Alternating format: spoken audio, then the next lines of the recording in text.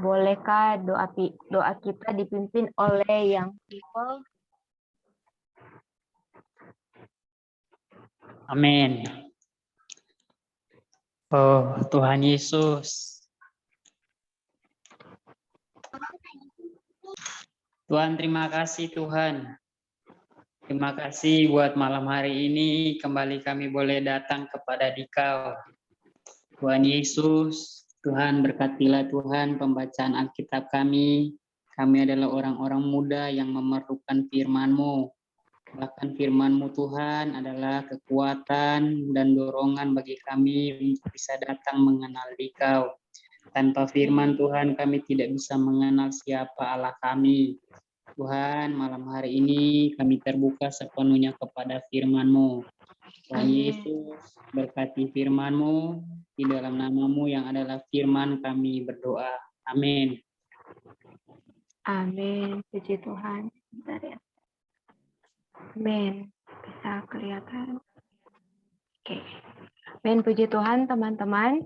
Kita malam hari ini akan membaca dari Yohanes pasal 19 ayat 17 sampai 42.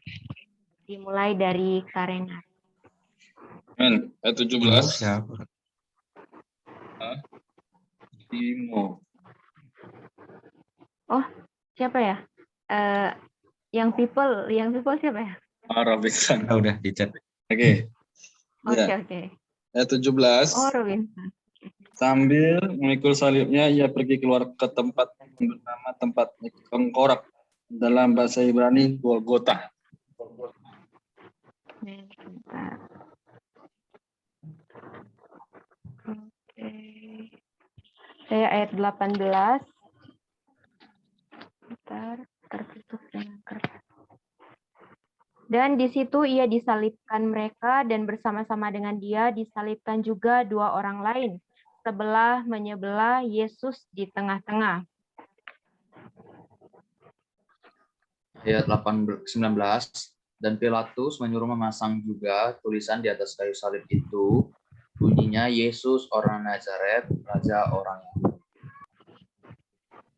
Ayat yang ke-20, banyak orang Yahudi yang membaca tulisan itu sebab tempat di mana Yesus disalibkan letaknya dekat kota dan kata-kata itu tertulis dalam bahasa Ibrani, bahasa Latin, dan bahasa Yunani.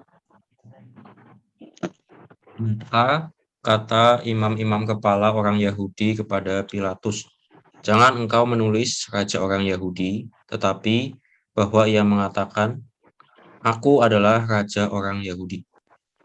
Jawab Pilatus, apa yang kutulis tetap tertulis. Ayat 23, sesudah prajurit-prajurit itu menyalibkan Yesus, mereka mengambil pakaiannya, lalu membaginya menjadi 4 bagian, untuk tiap-tiap prajurit 1 bagian, dan jubahnya juga mereka ambil. Jubah itu tidak berjahit, dari atas ke bawahnya hanya 1 tenunan saja.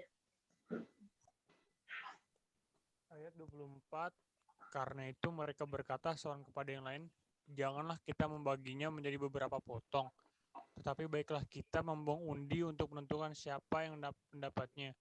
Demikianlah hendaknya supaya genaplah yang ada tertulis dalam kitab suci. Mereka membagi-bagi pakaianku di antara mereka, dan mereka membuang undi atas jubahku. Hal itu telah dilakukan prajurit-prajurit. Dan dekat salib, Yesus berdiri, ibunya dan ibunya, Maria, istri Klopas, dan Maria Magdalena.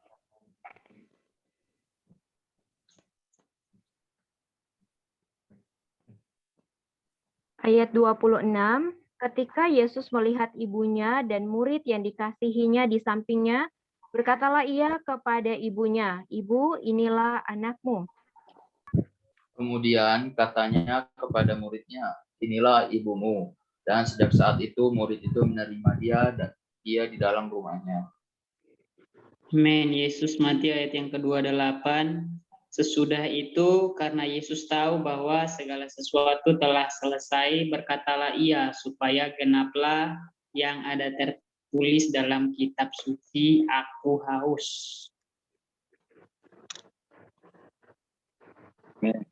Di situ ada suatu bekas penuh anggur asam. Maka mereka mencucukkan bunga karang yang telah dicelupkan dalam anggur asam pada sebatang hisop, lalu mengunjukkannya ke mulut Yesus.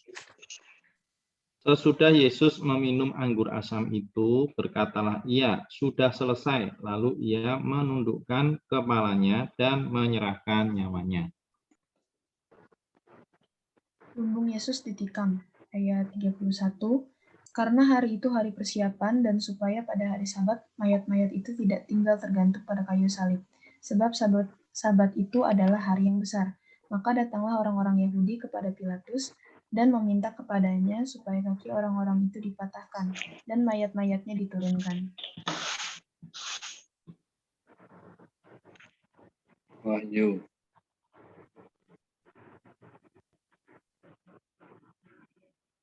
Kedua. Ayat 32.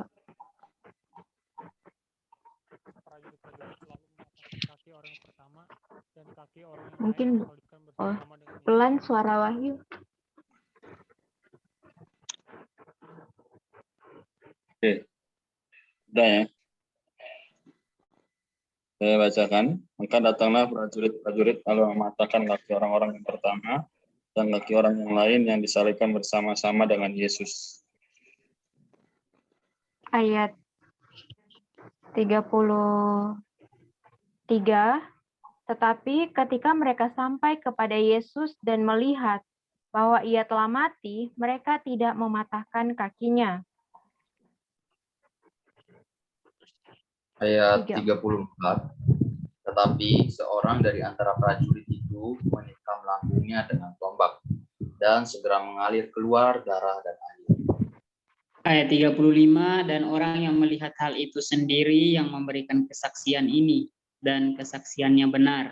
Dan ia tahu bahwa ia mengatakan kebenaran supaya kamu juga percaya. Amin. 36. Sebab hal itu terjadi supaya genaplah yang tertulis dalam kitab suci. Tidak ada tulangnya yang akan dipatahkan. Dan ada pula nas yang mengatakan mereka akan memandang kepada dia yang telah mereka tikam. Yesus dikuburkan. Ayat 38. Sesudah itu Yusuf dari Arimatea, ia murid Yesus tetapi sembunyi-sembunyi karena takut kepada orang-orang Yahudi. Meminta kepada Pilatus supaya ia diperbolehkan menurunkan mayat Yesus. Dan Pilatus meluruskan permintaannya itu. Lalu datanglah ia dan menurunkan mayat itu. Ayat 39, juga Nikodemus datang ke situ. Dialah yang mula-mula datang waktu malam kepada Yesus. Ia membawa campuran minyak mur dengan minyak gaharu, kira-kira 50 kali beratnya.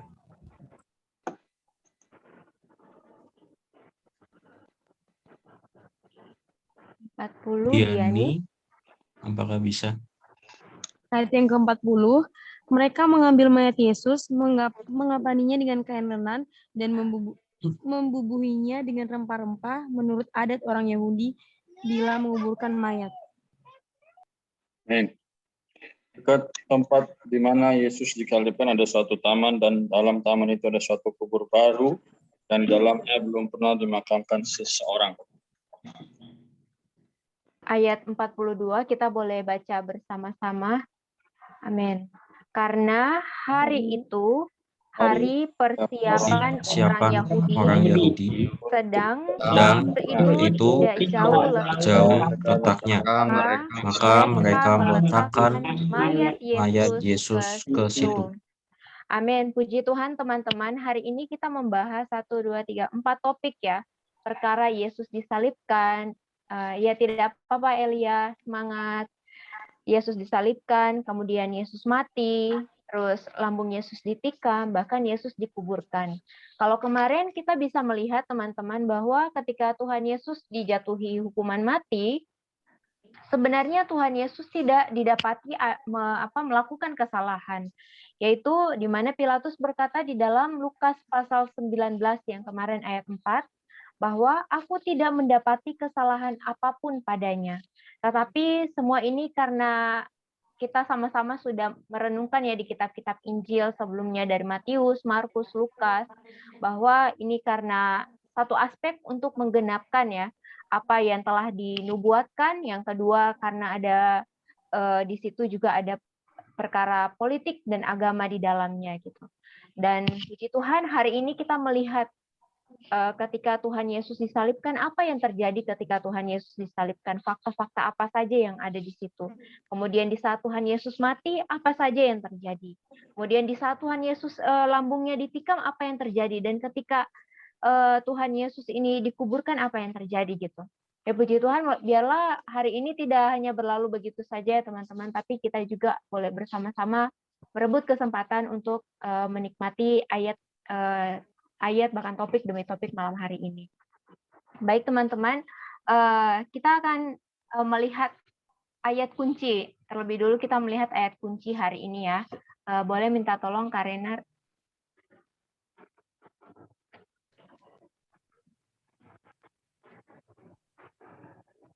Ya, kita boleh membacanya bersama-sama. Yohanes pasal 19 ayat 34. Tetapi seorang dari antara prajurit itu menikam lambungnya dengan tombak dan segera mengalir keluar darah dan air. Amin, puji Tuhan teman-teman. Ketika kita membaca kitab Lukas pasal 19 ini kita mengetahui ya bahwa Tuhan Yesus itu tidak didapati kesalahan apa-apa, tapi dia dijatuhi hukuman mati ya. Kemudian ketika Tuhan Yesus dibawa di sini di ayat 17 tadi kita membaca bahwa Tuhan Yesus dibawa kemana teman-teman? Ada yang ingat?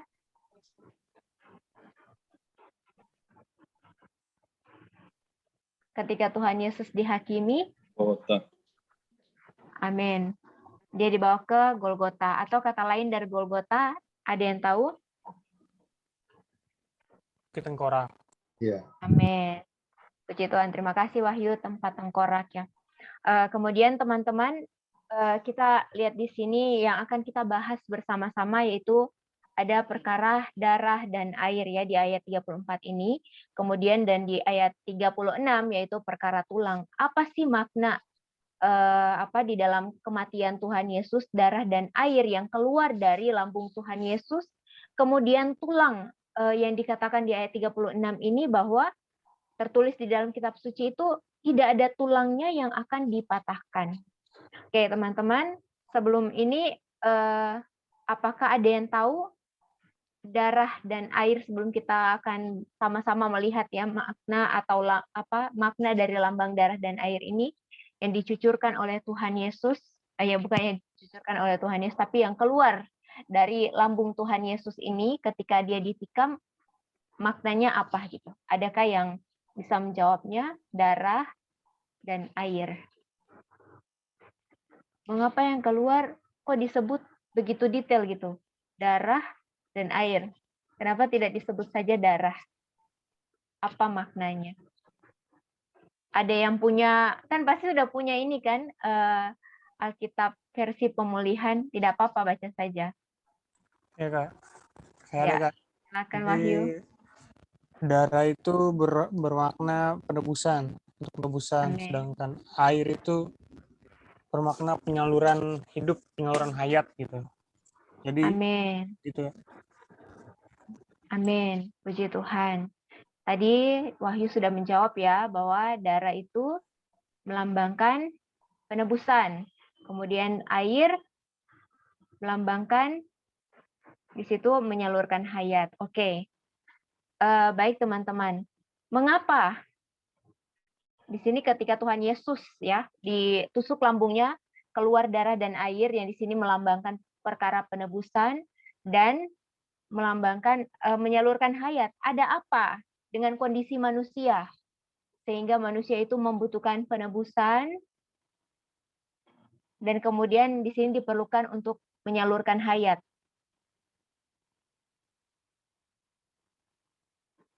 Ada yang bisa? Atau kita baca bersama-sama dulu dan nanti teman-teman yang akan simpulkan ya dari pertanyaan yang tadi. Oke, baik. Silakan Kak Renar. Next slide. Oke. Saya akan baca ya. Dari lambung Tuhan yang ditusuk mengalir keluar dua macam unsur, yaitu darah dan air. Darah adalah untuk penebusan. Yang tadi Wahyu sudah menjawabnya. Berkaitan dengan menanggulangi dosa-dosa. Untuk membeli gereja. Air adalah untuk menyalurkan hayat berkaitan dengan kematian. Untuk menghasilkan gereja. Di aspek negatifnya, kematian Tuhan menyingkirkan dosa-dosa kita. Di aspek positifnya, menyalurkan hayat ke dalam kita. Jadi, kematian Tuhan memiliki dua aspek, penebusan dan penyaluran hayat. Catatan ketiga kitab Injil lainnya hanya menggambarkan aspek penebusan dari kematian Tuhan. Tetapi catatan Yohanes tidak hanya menggambarkan aspek penebusan, lebih-lebih menggambarkan aspek penyaluran hayat. Amin, puji Tuhan. Oke, kalau ayat selanjutnya itu membicarakan bahwa di dalam Matius pasal 27, Matius ya ayat 45, 51, juga Markus 15:33 dan Lukas pasal 23, 44 sampai 45 ini kegelapan simbol dari dosa muncul. Juga tabir dalam bait suci yang memisahkan Allah dengan manusia terbelah. Oke, baik teman-teman. Tadi saya sudah baca sedikit, pas teman-teman juga sudah melihat di layar gini kan. Jadi saya akan tanya lagi ya pertanyaan yang tadi. Ada apa dengan kondisi manusia sehingga perlu ada penebusan dan penyaluran hayat?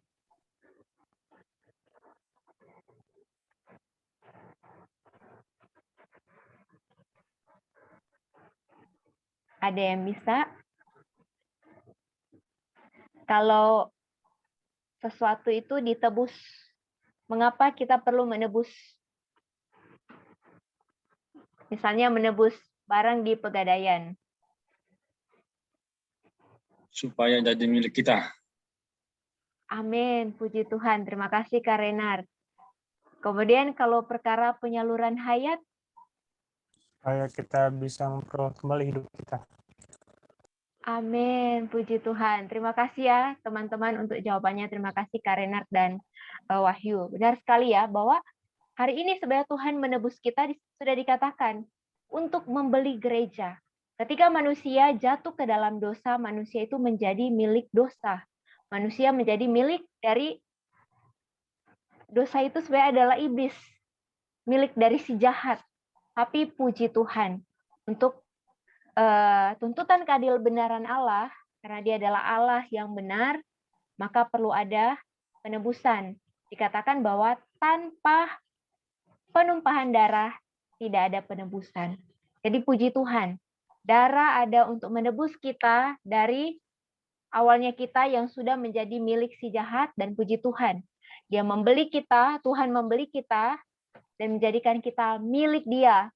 Bangga nggak kita menjadi milik Allah? Kalau dibilang kita menjadi milik papa mama kita, oke, amin. Senang ya punya mama papa gitu. Kalau dibilang jadi milik atau kepunyaan anak gitu ya, presiden, bangga nggak? Senang nggak? Kalau misalnya ya presiden Indonesia, oke, bangga, amin ya, senang gitu ya. Apalagi kalau ratu atau raja, lebih lagi tuh bersinar-sinar matanya.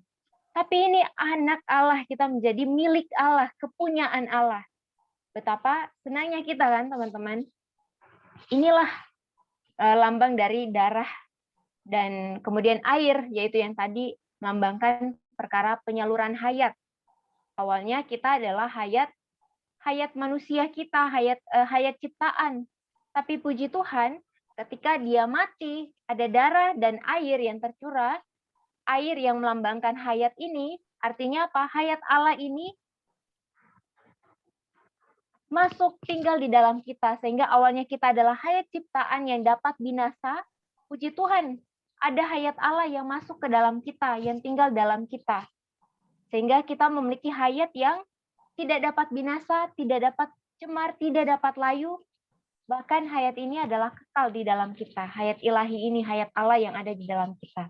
Wah, betapa senang ya kita hari ini teman-teman memiliki satu, kita menjadi milik Allah. Kemudian yang kedua, ada hayat ilahi, hayat kekal, hayat yang tidak dapat binasa, tidak dapat layu. yang ada di dalam kita. Puji Tuhan. Kemudian yang ketiga kita membahas perkara tulang di ayat 36. Pertanyaannya yaitu nomor 2. Apa makna rohani dari kata tulang di dalam ayat 36? Raul?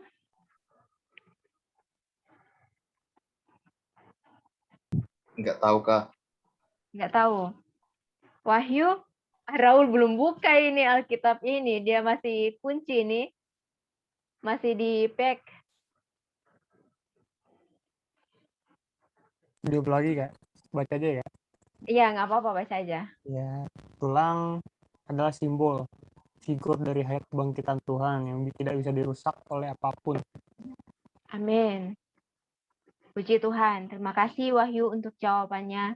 Puji Tuhan untuk tulangnya, bahwa dikatakan tadi, kalau kita lihat langsung di slide-nya di sini, perkara tulang, jawaban dari nomor 2, bahwa dalam Alkitab kali pertama disebutkan tentang tulang adalah pada Kejadian 2 ayat 21 sampai 23, yaitu sepotong tulang rusuk dikeluarkan dari Adam untuk menghasilkan dan membangun Hawa sebagai jodoh Adam.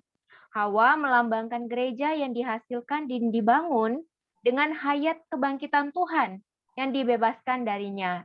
Karena itu tulang adalah simbol figur dari hayat kebangkitan Tuhan yang tidak bisa dirusak oleh apapun. Ya, puji Tuhan ya, lambang Tuhan ditusuk, lambung Tuhan ditusuk, tetapi tidak ada satupun dari tulangnya yang patah. Ini melambangkan meskipun hayat tubuh jasmani Tuhan dibunuh, hayat kebangkitannya yaitu hayat ilahi itu tidak bisa dilukai, dirusak oleh apapun. Inilah hayat yang dipakai untuk menghasilkan dan membangun gereja. Dan juga adalah hayat kekal yang kita dapatkan karena percaya ke dalamnya. Amin, puji Tuhan.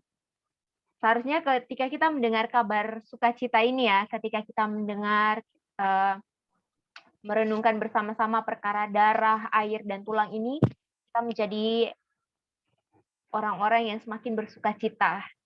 Makin selain bersukacita, kita kan bahkan ini menjadi satu pemberitaan gitu kepada teman-teman kita gitu, memberitakan kabar sukacita ini bahwa Tuhan Yesus mati di kayu salib, keluar darah dan air adalah ya yang tadi kita bahas itu. Kita telah menjadi milik Dia. Bahkan di dalam kita itu ada hayat Allah, hayat kekal yang tidak dapat binasa, tidak dapat dirusak. Bahkan di sini apa? Tidak bisa dilukai, tidak dapat dibunuh. Ini adalah hayat yang sudah ada di dalam kita. Tujuannya apa? Supaya Allah mau mendapatkan, mau membangun gerejanya. Jadi bukan gedungnya gereja ini. Gereja ini adalah orang-orang yang telah dipanggil keluar dan masuk ke dalam terangnya. Masuk ke dalam kerajaan Allah. Masuk ke dalam terang yang ilahi ini. Jadi puji Tuhan. Inilah kita hari ini ya. Semoga fakta ini membuat kita menjadi orang-orang yang bersukacita. Amin. Ada pertanyaan atau tambahan dari Kak Renat, Kak Yol, dan Kak Eko atau Kak Robin?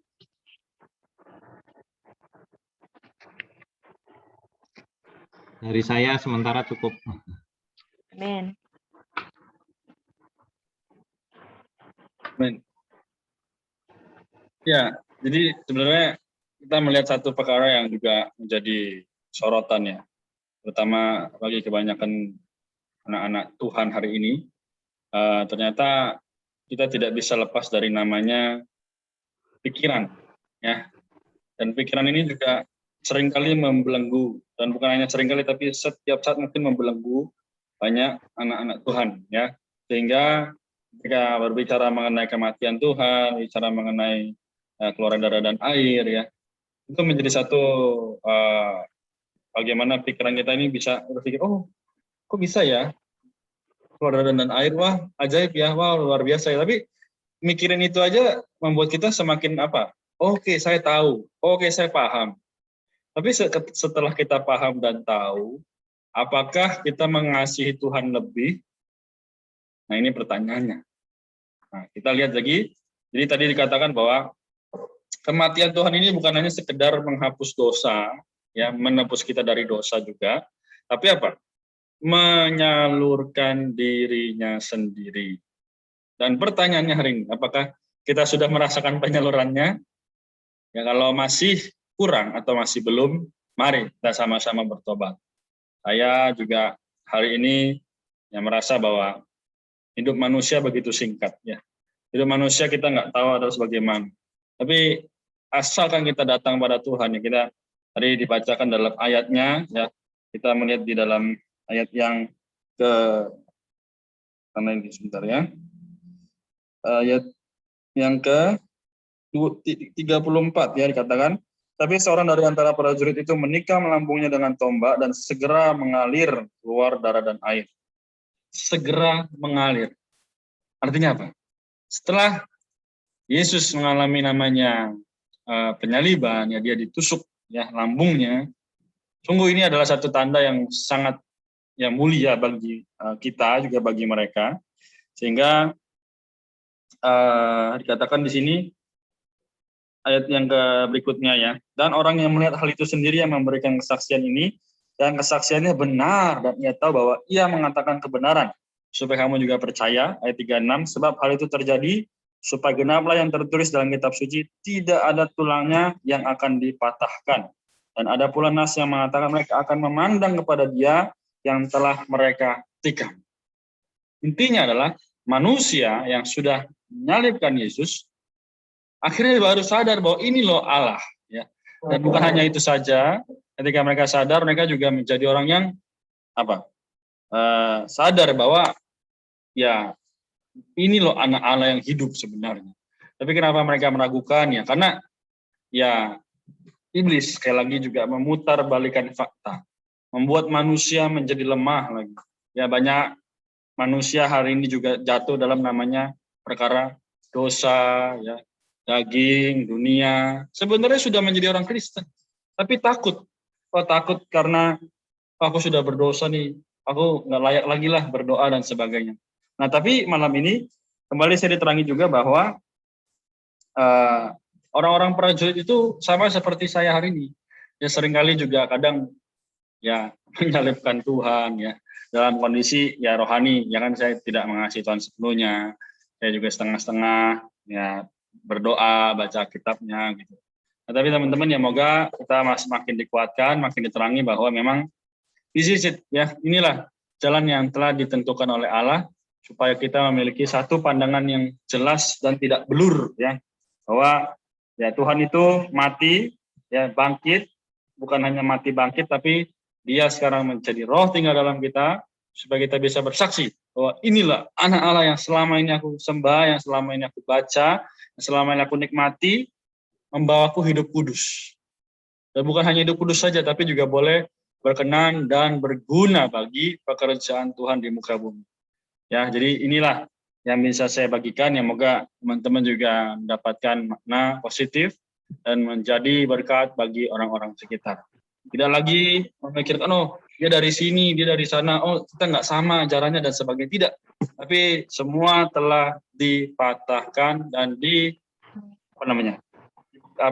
dihentikan ya di kayu salib, ya kan. Dia telah merobek ya tirai bait Allah dari atas ke bawah. Ya, puji Tuhan atas kasih-Nya demikian. Amin. Amin, puji Tuhan. Ada pertanyaan dari teman-teman? Kalau tidak ada, saya boleh mohon bantuan Raul membaca ayat 34 dengan lantang dan Wahyu juga ayat 35. Raul 34, Wahyu 35. Ya, ayat 34. Tetapi seorang dari antara prajurit itu menikam lambungnya dengan tombak dan segera mengalir keluar darah dan air. Amin. Orang yang melihat sendiri hal itu, yang bersaksi dan kesaksiannya benar, dan ia tahu bahwa ia mengatakan kebenaran, supaya kamu juga percaya. Amin.